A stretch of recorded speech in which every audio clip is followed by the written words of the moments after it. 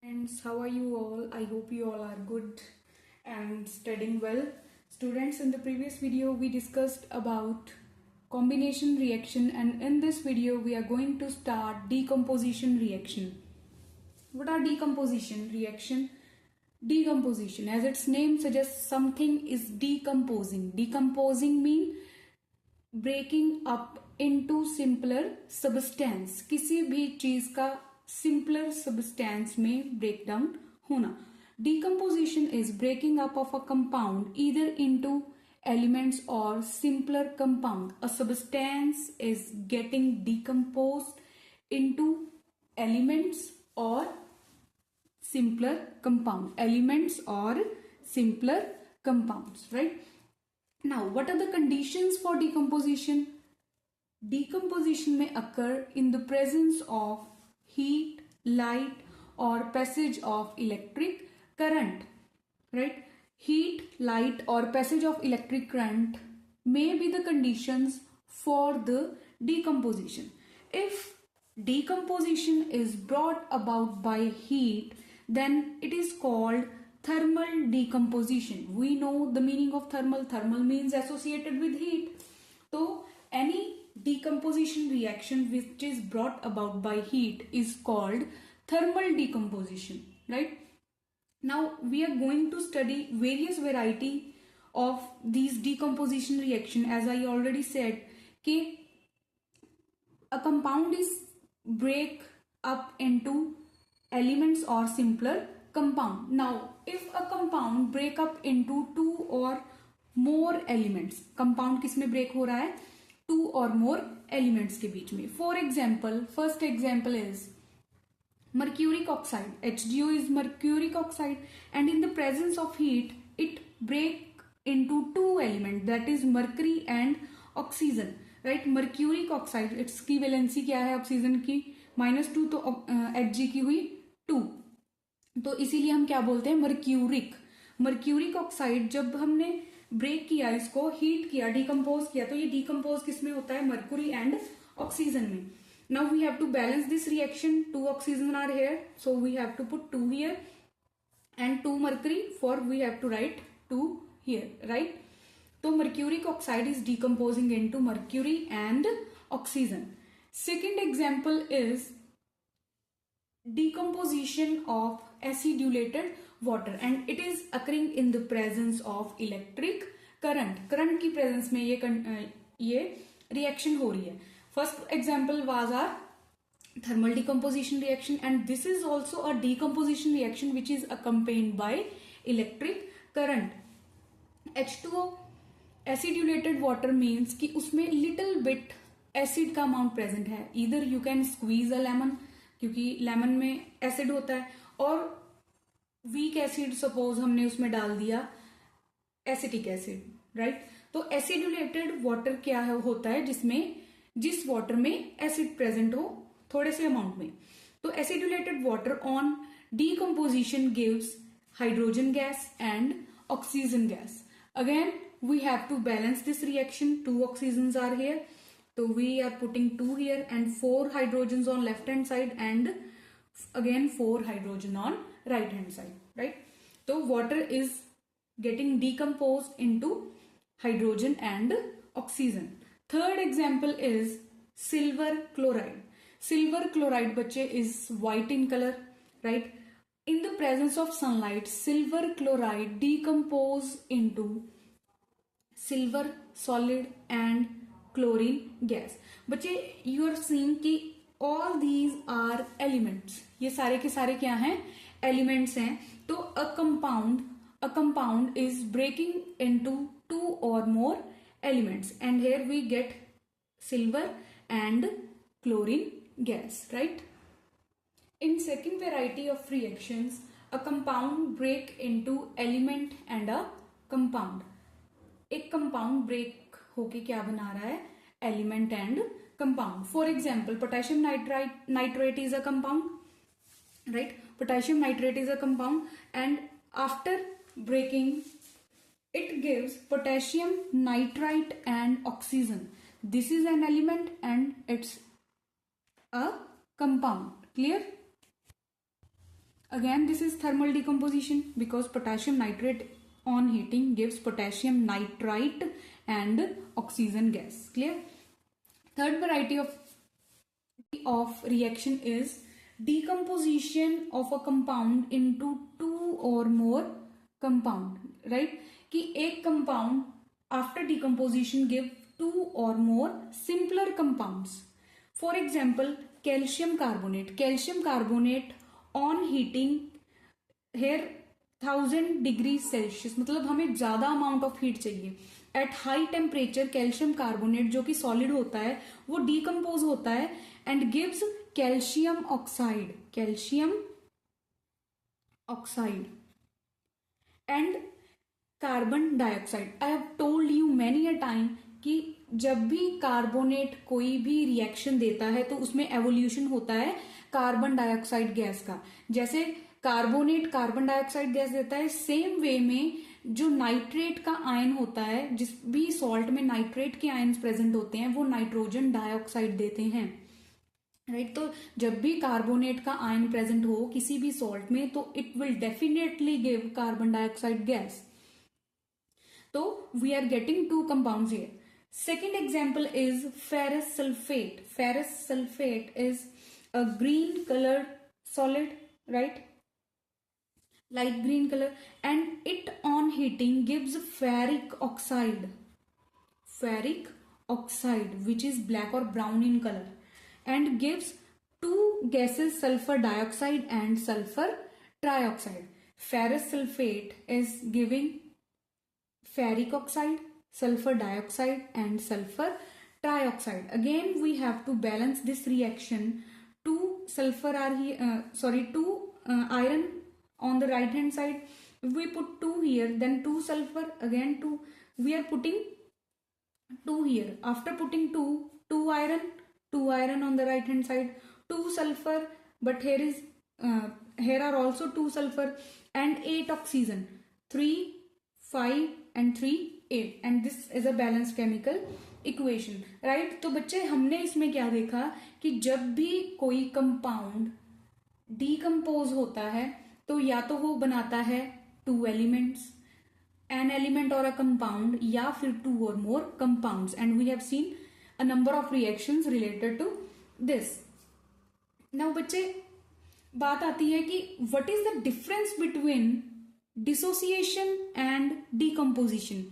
हम क्या करते हैं, एक ही बात बोलते रहते हैं कि डीकम्पोज हो गया, डिसोसिएट हो गया, बट इन दोनों में डिफरेंस क्या है दोनों टर्म्स में. तो डीकम्पोजिशन क्या है बच्चे, कि a decomposition reaction that is brought about by heat without any recombination on cooling is known as thermal decomposition. मतलब कि जब भी कोई reaction decomposition reaction in the presence of heat होती है, राइट, तो प्रोडक्ट बन गया. बट अगर वो प्रोडक्ट अगेन ऑन कूलिंग, क्योंकि पहले तो हमने हीट प्रोवाइड की, अगर वो product again on cooling reactant हमें दोबारा दे देता है तो उसको हम बोलते हैं डिसोसिएशन. राइट? अगर वो प्रोडक्ट रिकम्बाइन होके हमें दोबारा से रिएक्टेंट नहीं देते, that is called thermal decomposition. Clear? कि जब भी रिकॉम्बिनेशन ना हो ऑन हीटिंग, राइट, तो उसको हम बोलते हैं thermal decomposition. Thermal means heat तो प्रेजेंट है ही. अगर डीकम्पोजिशन रिवर्सिबल डायरेक्शन में जा नहीं रहा तो उसको हम बोलते हैं थर्मल डीकम्पोजिशन. अगर वही थर्मल डीकम्पोजिशन रिवर्सिबल डायरेक्शन में जाके अगेन रिएक्टेंट बना रहे हैं प्रोडक्ट्स तो हम उसको बोलते हैं thermal dissociation. We will discuss that reaction also in the coming part. तो थर्मल डीकम्पोजिशन में क्या है, सिंपली कि थर्मली सबस्टेंस डीकम्पोज हो रहे हैं और आफ्टर अगर कूलिंग वो रिकम्बाइन नहीं हो रहे, उसको हम बोलते हैं thermal decomposition. I hope it's clear to you. Now we are seeing thermal decomposition of metal compound. We know कि मेटल के बहुत सारे कंपाउंड्स होते हैं, metal hydroxide, metal carbonate, metal nitrates, ठीक है, एंड मैनी मोर।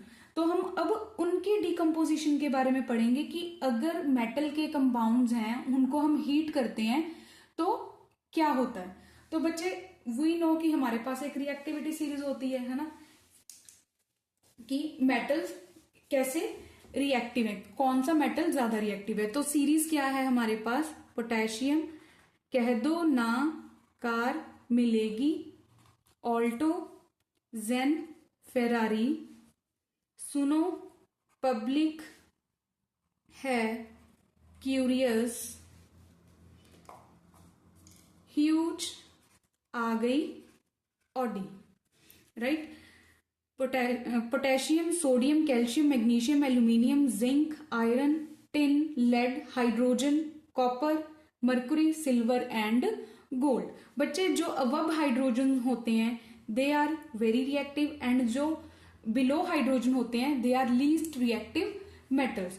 तो जो पोटेशियम एंड सोडियम हैं दे आर हाईली रिएक्टिव, ये क्या है, हाईली रिएक्टिव है। और कैल्शियम से लेड तक जो हमारे मेटल्स हैं these are also reactive but less reactive than potassium and sodium, and जो बिलो हाइड्रोजन है these are least reactive, right. तो अब इसी रिएक्टिविटी सीरीज के अकॉर्डिंग इसको हम बोल देते हैं रिएक्टिविटी सीरीज या फिर एक्टिविटी सीरीज ऑफ मेटल। अब हमने देख लिया कि ये सारे मेटल जो हैं, अगर हम देखें कि पोटेशियम एंड सोडियम का जो हाइड्रोक्साइड है, पोटेशियम एंड सोडियम का हाइड्रोक्साइड क्या होगा, KOH एंड NaOH, राइट। जब हम इनको हीट करेंगे बच्चे तो these are stable on heat, मतलब कि इनके बीच में जो बॉन्ड है वो ऑन हीटिंग ब्रेक नहीं होता। तो हम क्या कहते हैं कि मेटल के हाइड्रोक्साइड्स जो हैं वो स्टेबल हैं हीट को, जो पोटेशियम एंड सोडियम के हैं। बट जो कैल्शियम से लेके कॉपर तक हैं, from calcium to copper, these on thermal decomposition gives metal oxide and water vapour. ये हमें क्या प्रोवाइड करते हैं, metal hydroxide, metal oxide and water vapour. For example calcium hydroxide CaOH twice, it gives CaO, calcium oxide and water. Same way में zinc hydroxide give zinc oxide and water, lead hydroxide give lead oxide and water, copper hydroxide give copper cupric oxide and water। तो इसमें हमने क्या देखा कि जो highly reactive metals हैं उनके hydroxide are stable to heat, they don't give any reaction on heating. But जो मॉडरेटली रिएक्टिव हमारे मेटल्स हैं, calcium to copper, they will give metal oxide and water vapour. You can see कि यहाँ पे valency of potassium is 1, sodium की भी 1 होती है, और जो इनके है यहाँ पे हमने 2 डाला है बिकॉज इनकी वैलेंसी क्या है, 2 है। और जो लीस्ट रिएक्टिव मेटल्स हैं मरकुरी एंड सिल्वर, ये क्या करते हैं बच्चे, ये हमें प्रोवाइड करवाते हैं metal oxygen and water vapour, metal oxygen and water vapour. For example AgOH, potassium silver hydroxide gives silver metal, oxygen and water vapour. Clear. तो ऐसे ही हमने इसके कार्बोनेट के बारे में पढ़ना है, nitrate and reaction with bicarbonates as well. तो बच्चे metal hydroxide, I hope it's clear to you कि मेटल हाइड्रोक्साइड में sodium and potassium are stable to heat, they do not decompose on heating. But जो calcium to copper तक हैं, जो भी moderately reactive है हमारे मेटल्स, वो क्या देते हैं, metal oxide and water vapour. और जो लीस्ट रिएक्टिव है silver and mercury, it will give metal itself, metal ही प्रोवाइड करवाते हैं हमें, साथ में oxygen and water vapour. Next is thermal decomposition of metal carbonates. Metal मैंने इसको कंपैरिजन फॉर्म में लिखा है so that you can learn it easily. Reaction मतलब thermal decomposition of metal carbonates and metal nitrates. बच्चे potassium and sodium again stable to heat, मतलब metal के carbonates जो हैं वो क्या देते हैं हमें, मतलब कोई रिएक्शन नहीं देते, स्टेबल टू है हीट और सॉल्युबल होते हैं वाटर में। एंड जो मॉडरेटली रिएक्टिव है, calcium to copper, these decompose to form metal oxide and carbon dioxide. In the last topic that were कि मेटल हाइड्रोक्साइड के जो ये वाले मेटल्स थे वो भी हमें क्या प्रोवाइड करते थे, metal oxide and water vapour. But I already told you कि जब भी कार्बोनेट्स आएंगे, कोई भी कार्बोनेट का सॉल्ट आएगा तो उसमें एवोल्यूशन ऑफ कार्बन डाइऑक्साइड तो होना ही है। तो जो ये एलिमेंट्स हैं, जो ये वाले मेटल्स हैं moderately reactive, these on heating decompose into particularly metal of that metal oxide and carbon dioxide gas. For example, magnesium carbonate decompose into magnesium oxide and carbon dioxide, zinc carbonate into zinc oxide and carbon dioxide, copper carbonate into copper oxide and carbon dioxide. And Hg and Ag, these are these are least reactive, and these least reactive, as I already told you, provide us metal itself. ये हमें metal ही provide करते हैं। और साथ में oxygen gas हमने hydroxide वाले part में भी देखी थी कि evolution of metal and oxygen हो रहा था। बट यहाँ पे कार्बोनेट्स है तो साथ में क्या आएगा, कार्बन डाइऑक्साइड गैस। क्लियर?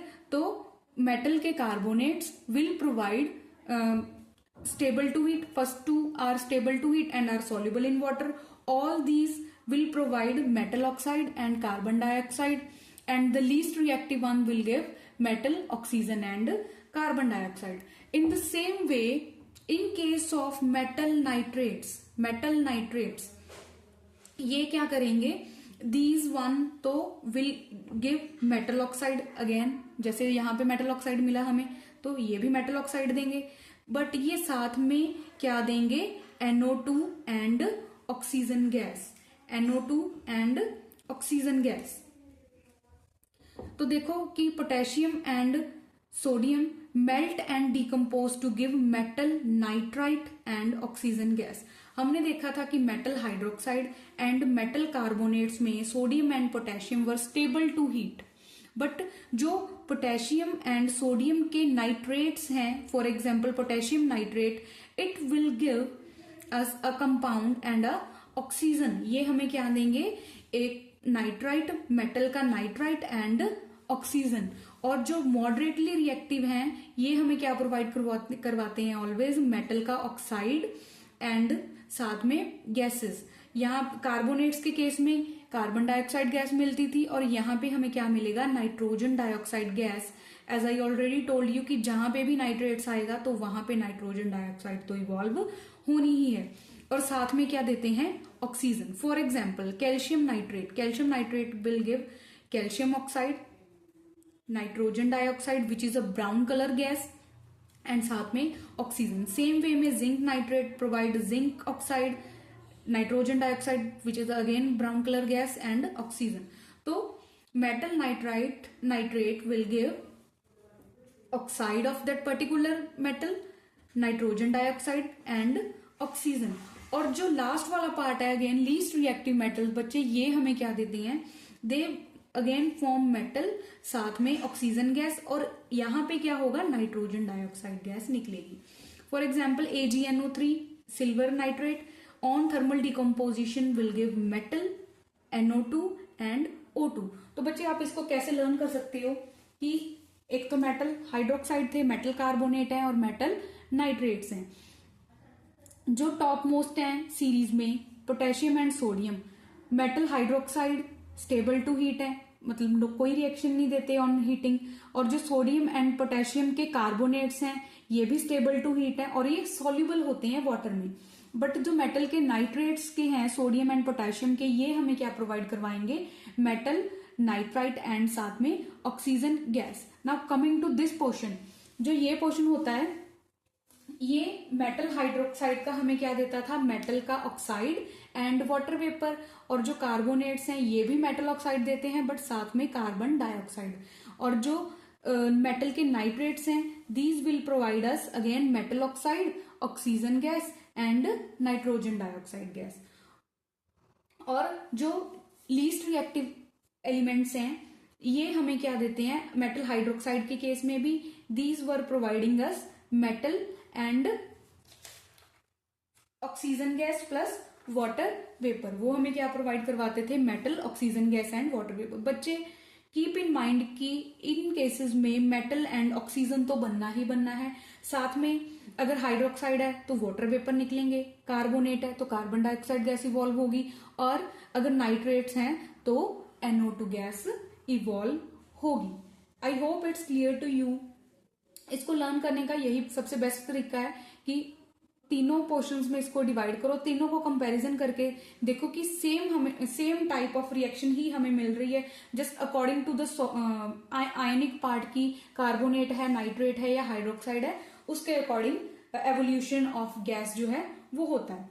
बच्चे फोर्थ टाइप है metal bicarbonates on thermal decomposition. क्या देते हैं, हमने पढ़ा कि metal hydroxide, metal carbonates, metal nitrates, and in this fourth part we are discussing about metal bicarbonate. इसको हम और भी क्या बोल देते हैं, metal hydrogen carbonate, HCO3 negative, this is our hydrogen carbonate ना।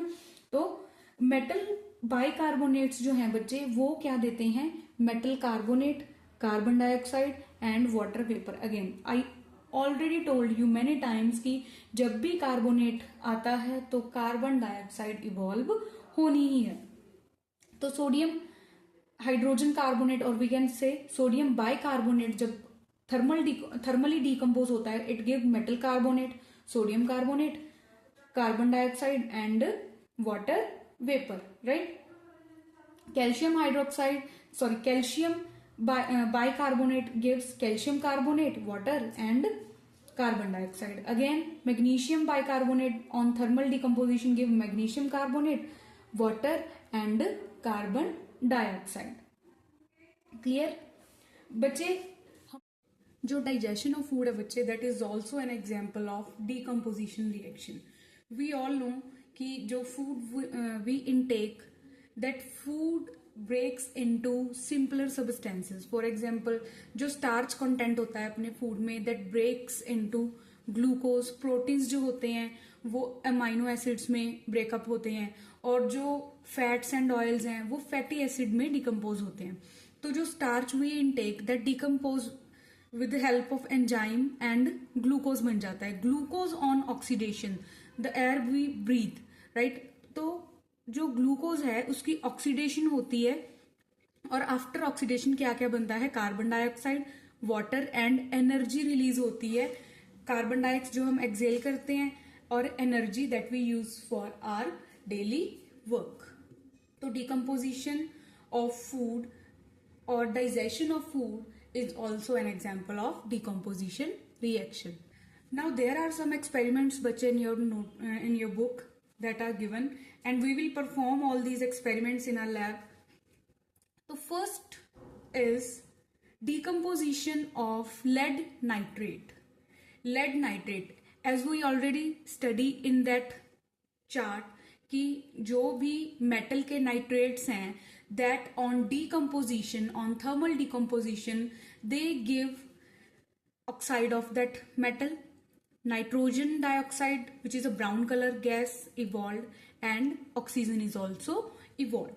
So when we take lead nitrate in a test tube and heat it, then we will get yellow colored lead oxide, reddish brown colored gas nitrogen dioxide, and oxygen gas is evolved, right। yellow color का solid जो residue बच जाता है, that is lead oxide. Second experiment is decomposition of zinc carbonate. In the carbonate series we also studied कि जो carbonates होते हैं वो कैसे decompose होते हैं, decompose into respective metal का oxide, and according to the ion gases evolved. तो I already told you कि जब भी कार्बोनेट का आयन हो तो क्या बनता है, कार्बन डाइऑक्साइड गैस इवॉल्व होती है।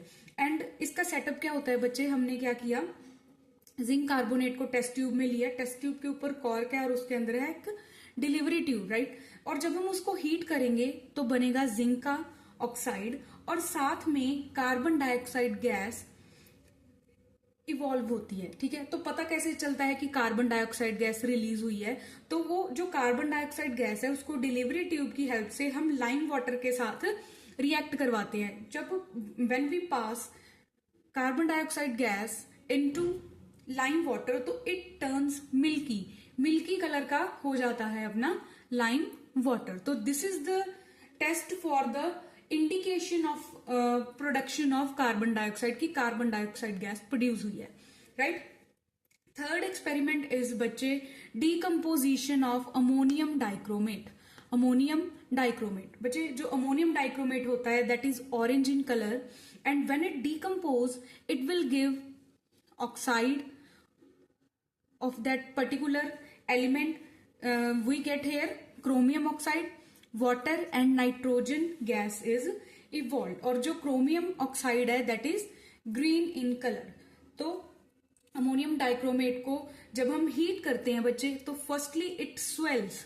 फर्स्टली जैसे कुछ जो हमारे सॉल्ट्स थे वो मेल्ट होने लग गए थे, बट जो हमारे अमोनियम डाइक्रोमेट है दैट फर्स्टली स्वेल, पहले ये स्वेल होगा, ठीक है, उसके बाद ये लाइट के साथ बर्न होगा और क्या क्या बनेगा? Chromium oxide, water, water vapour evolve हो जाएंगे और nitrogen dioxide nitrogen gas evolve हो जाएगी और जो रेजिड्यू बचेगा बच्चे that is of green colour. Fourth example is copper, hydrated copper sulphate, जिसको हम बोल देते हैं ब्लू विट्रियोल। ब्लू विट्रियोल क्यों? क्योंकि ये ब्लू कलर का होता है। CuSO4.5H2O, this is water of crystallisation. तो हाइड्रेटेड कॉपर सल्फेट को जब हम हीट करते हैं, on heating it will convert into white coloured copper sulphate solid. ठीक है, जो एनहाइड्रस सॉल्ट होता है बच्चे that is of white colour and जो वाटर का कंटेंट है वो मॉइस्चर बन के इवेपोरेट हो जाता है, राइट। तो hydrated copper sulphate on thermal decomposition turns into white coloured copper sulphate and water as water vapour is released, right. But बच्चे क्या होता है कि if we add water to this again, अगर हम इसको कॉपर सल्फेट के अंदर एनहाइड्रस कॉपर सल्फेट के अंदर वाटर हम ऐड करते हैं तो it again convert into hydrated copper sulphate and again we get blue colour. Look, copper sulphate solid when again water is added तो क्या बनता है बच्चे? Again hydrated copper sulphate which is blue in color. This was white in color and after again adding water we will get blue colored copper sulfate.5H2O which is blue vitriol. So we can write this reaction बच्चे as copper sulfate.5H2O, reversibility का sign we can put here because this reaction can go both in forward direction and in backward direction. So we are getting copper sulfate.5H2O plus 5H2O जो कि water vapour का content है। तो बच्चे जो reaction reversibly thermally मतलब जो कि रिवर्सिबल भी होती हैं और वो थर्मल डीकम्पोजिशन भी दिखाती हैं, उसको हम बोल देते हैं थर्मल डिसोसिएशन। मैंने बोला ना आपको कि थर्मल डीकम्पोजिशन और थर्मल डिसोसिएशन में डिफरेंस इज जस्ट दैट कि जो थर्मल डीकम्पोजिशन है वो रिवर्सिबल नहीं होती है और जो थर्मल डिसोसिएशन है वो रिवर्सिबल होते हैं, जैसे कि ये दोनों reaction. Again this is also another example of thermal dissociation. Now iron when reacts with water give ferric oxide and hydrogen gas is evolved. This is ferric oxide, right? So this is also a reversible reaction. If we reduce this ferric oxide, if we reduce this again, then we will get iron metal and water. So thermal dissociation is a reversible decomposition reaction brought about only by heat. Means that decomposition reaction which is reversible and is accompanied और is brought about by heat, उसको हम बोल देते हैं thermal dissociation. I hope it's clear to you now. Now two experiments again is given in your book to show thermal dissociation. Thermal dissociation के दो experiment है that we will perform in our lab. First one is thermal dissociation of ammonium chloride. This is ammonium chloride, right? बच्चे, when we heat it, this is a test tube and we are heating it, right? If we are heating it and here is ammonium chloride on decomposition give ammonia gas and hydrogen chloride gas. Ammonia gas and hydrogen chloride gas. We know कि from bottom we are providing it heat, यहां से हम इसको heat कर रहे हैं, but जो upper portion है टेस्ट ट्यूब का वो तो कूल होगा, उस पे तो कोई हीट नहीं जा रही है. तो when ammonia and hydrogen chloride gas releases, तो बेटा जब ये ऊपर जाएंगी तो ऊपर ठंडक होने की वजह से, टेस्ट ट्यूब ठंडी होने की वजह से ये क्या होंगी, अगेन कूल डाउन हो जाएंगी. तो वहां पे क्या होगा, रिवर्सिबल रिएक्शन होगी कि जो अमोनिया गैस और हाइड्रोजन क्लोराइड गैस निकली थी वो अगेन मिलके क्या बना देंगी, ammonium chloride.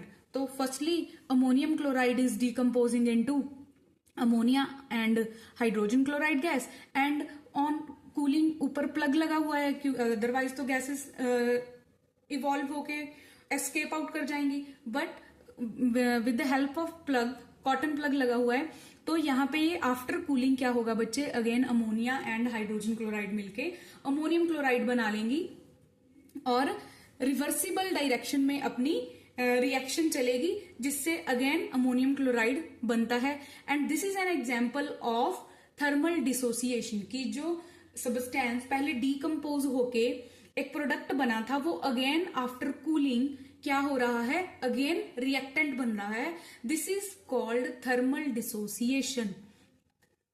And second example is nitrogen oxide. बच्चे nitrogen oxide, dinitrogen tetroxide on heating give nitrogen dioxide gas which is again reddish brown color, and after cooling it again give N2O4 dinitrogen tetra oxide. बच्चे it's all about decomposition reaction. Firstly we studied what is decomposition. It is just breaking up of a compound into simpler substances. That substances can be element or compound. Then we studied the condition ki heat, light and passage of electric current may be the condition for the occurrence of decomposition.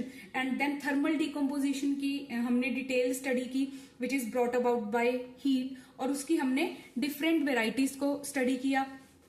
And we studied thermal decomposition of metal compounds, जिसमें हमने metal hydroxide की heating के बारे में पढ़ा. Then about metal carbonate and metal nitrates, and later on metal bicarbonates, and then digestion of food.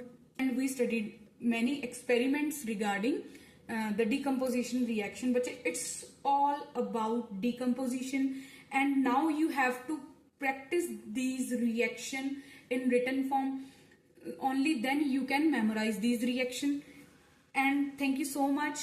Happy learning. In the next video we will study about displacement reaction. Stay tuned, bachche.